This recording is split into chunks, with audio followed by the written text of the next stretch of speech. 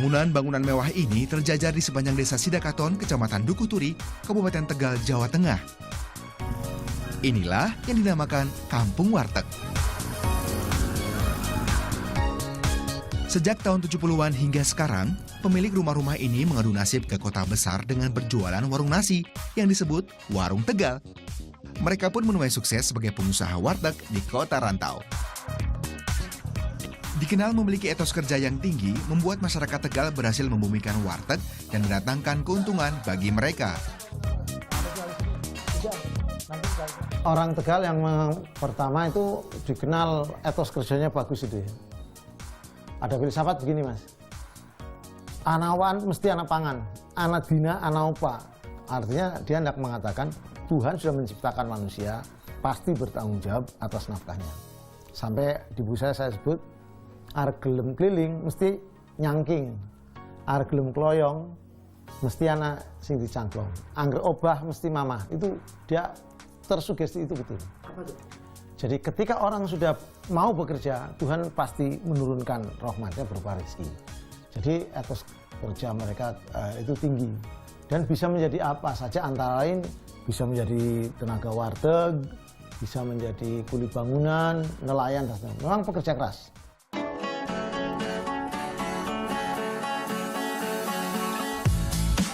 Banyaknya orang Tegal yang memiliki warung nasi tak dapat dipisahkan dari sejarah. Tegal berasal dari kata Tegalan yang berarti hamparan tanah. Berada di pesisir pantai utara Pulau Jawa menjadikan kota Tegal subur dan kaya akan rempah-rempah. Kemudian secara geografis ini memang kita kan ke Pantura dekat, laut ya. Ke selatan juga tidak terlalu sulit untuk memperoleh bumbu dalam ahli sayur. Jadi secepat itu orang di Tegal itu bisa mengolah jenis makanan yang bukan hanya dari laut tapi dari gunung secepat itu. Tak heran, pada abad ke-17, Tegal menjadi lumbung padi untuk wilayah Jawa bagian timur dan pusat logistik bagi kerajaan Mataram kala itu. Berada di wilayah strategis menjadikan kota Tegal kota transit bagi para prajurit Mataram yang ingin menyerang Batavia pada abad ke-17.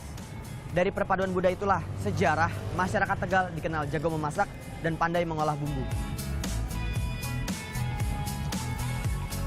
Kekuatan sejarah ini juga yang membuat orang Tegal hijrah ke kota besar untuk berwira swasta sebagai pengusaha warteg secara turun-temurun hingga mengakar jadi budaya.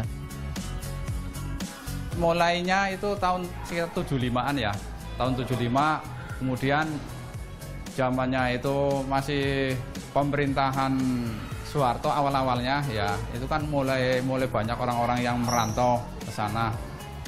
Kemudian ketika dia bisa terus dari rantauan membawa hasil, dengar tetangga atau apa, ikut. Karena dulu kan sekolah belum begitu tinggi-tinggi lah. Haji Dasir contohnya, pemilik usaha warteg Warmo di Tebet, Jakarta Selatan ini memulai usahanya sejak 1969. Meskipun sudah pensiun, hasil susah payah merintis warteg mampu membiayai kelima anaknya.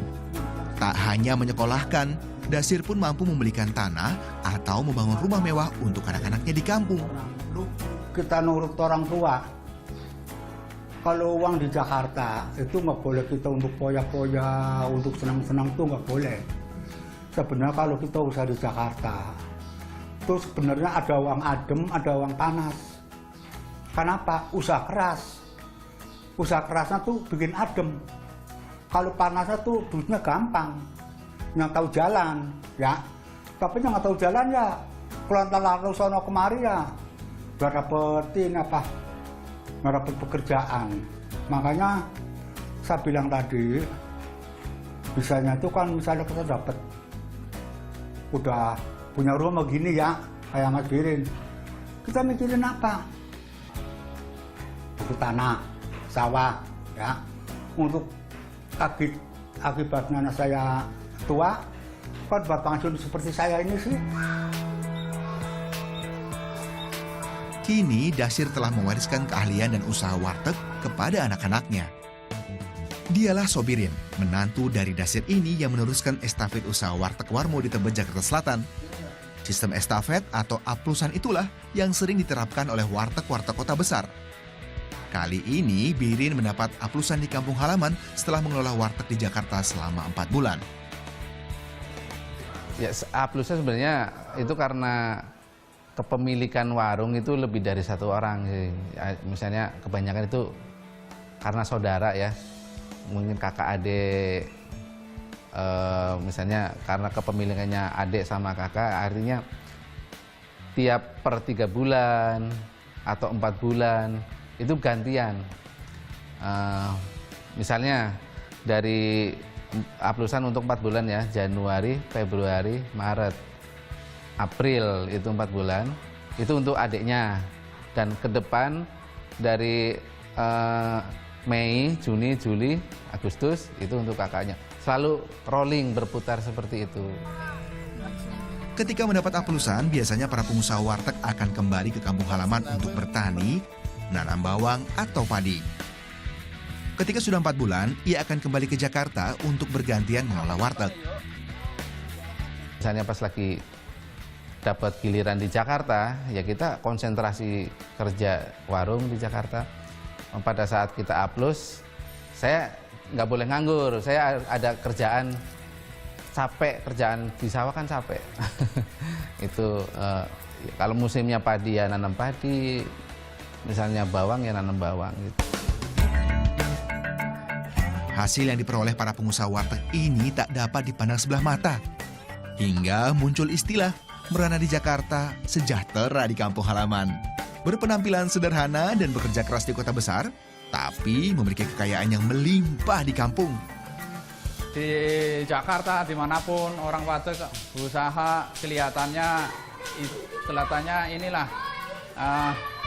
dianggap itu sepele atau rendah.